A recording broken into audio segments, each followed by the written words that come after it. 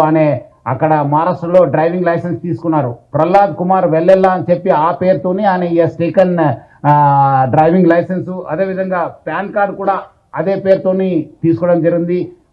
Prahlad Kumar Vellella son of Narasimha Vellella అని చెప్పి కూడా అనే ఈ యొక్క లైసెన్సెస్ పాన్ కార్డ్స్ కూడా తీసుకోవడం జరిగింది.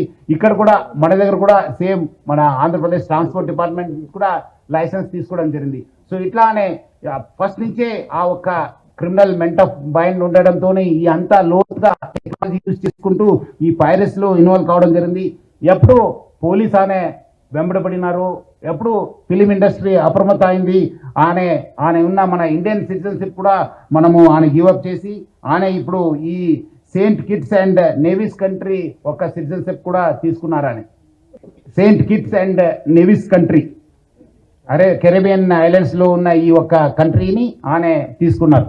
అదేవిధంగా ఆయన అక్కడ ఫ్రాన్స్ లో ఉంటూ మొత్తము Netherlands, Switzerland, USA, Thailand, France, దుబాయ్లో బాగా తిరిగేవాళ్ళు. సో మొత్తం అనే ఈ ఒక్క వెబ్సైట్ డెవలప్మెంట్లో, డిజైనింగ్లో, హోస్టింగ్లో చాలా అంటే చాలా ఎక్స్పర్ట్. అంటే చాలా సంవత్సరం నుంచి ఆ ఒక విద్యాన్ని నేర్చుకొని ఈ ఒక నాలెడ్జ్ని పెంచుకొని ఇదంతా ఐబొమ్మ బొప్పం టీవీని ప్రమోట్ చేయడం జరుగుతుంది. 2019 నుంచి ఈ ఒక ఐబొమ్మ వెబ్సైట్ని స్టార్ట్ చేసి మొత్తం అనే సర్వర్స్ అంతా అమెరికా, స్విట్జర్లాండ్స్ లో పెట్టడం జరుగుతుంది, నెదర్లాండ్స్ లో పెట్టడం జరుగుతుంది. మొత్తం అనే 110 డొమైన్స్ ని ఆయన పర్చేస్ చేశారు. పోర్క్బన్ కంపెనీ అని చెప్పి దాని ద్వారా ఆయన 110 డొమైన్స్ ని పర్చేస్ చేయడం జరుగుతుంది. ఒక డొమైన్ ను మనం బ్లాక్ చేస్తే నెక్స్ట్ ఇంకోటి డొమైన్ ఓపెన్ చేసేది. సో ప్రతిదాని కూడా ఒక లింక్ పెట్టుకుంటూ ప్రతిదాని కూడా ఒక స్కీమ్ పెట్టుకొని అని ఒక పైరసీ ర్యాకెట్ ని చేయడం జరుగుతుంది. అదేవిధంగా మనము ఓటీటీ ఫిలిమ్స్ లో ఉన్నది కూడా ఆయన యూస్ టు మంచి క్వాలిటీ చేసేసి ఆయన అప్లోడ్ చేసేవాడు ఆయన ఒక వెబ్సైట్ లో.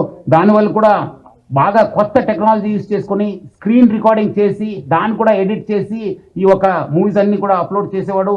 అదేవిధంగా కొత్త మూవీస్ కూడా సీక్రెట్ కెమెరాస్ పెట్టి టెక్నాలజీ యూజ్ చేసి కొంచెం హై ఎండ్ టెక్నాలజీ యూజ్ చేసి కూడా ఆయన రిలీజ్ చేసేవాళ్ళు. ఇదంతా కూడా ఆయన ఒక టెలిగ్రామ్ ఛానల్ని యూజ్ చేసుకొని ఈ ఒక పైరసీ ర్యాకెట్ని ఆయన రన్ చేయడం జరిగింది.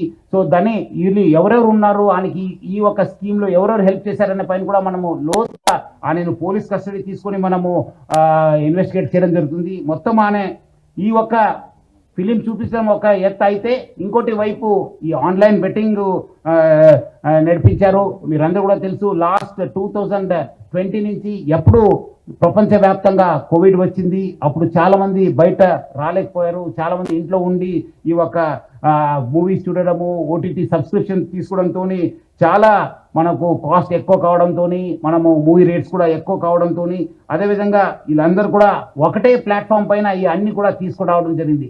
ఒకటే వేదిక పైన వచ్చి అంటే is mostly an aggregator for all the platforms. మనం ఒకసారి ఆ ప్లాట్ఫామ్కి వెళ్ళి ఈ ప్లాట్ఫామ్ చేసే బదులు ఈ వెబ్సైట్కి వెళ్తే ఒకటే మనం ప్లాట్ఫామ్ పైన అన్ని చూసుకోవచ్చు అని చెప్పి ఒక అడ్వాంటేజ్ తోని ఆయన ఈ has started popularising is this thing. మొత్తం ఈ వాట్సాప్ ఫార్వర్డ్స్, సోషల్ మీడియాలో ఈ ఐబొమ్మ అనే ఒక వెబ్సైట్ని ఆయన బాగా ప్రమోట్ చేయడం జరిగింది. ఇప్పుడు మీరు ఒకసారి ఆయన వెబ్సైట్ని విజిట్ చేసిన తర్వాత ఇమీడియట్లీ ఒక రీడైరెక్ట్ ఒక యాప్ వచ్చింది, ఒక నోటిఫికేషన్ వచ్చింది. That goes to the gaming and betting apps.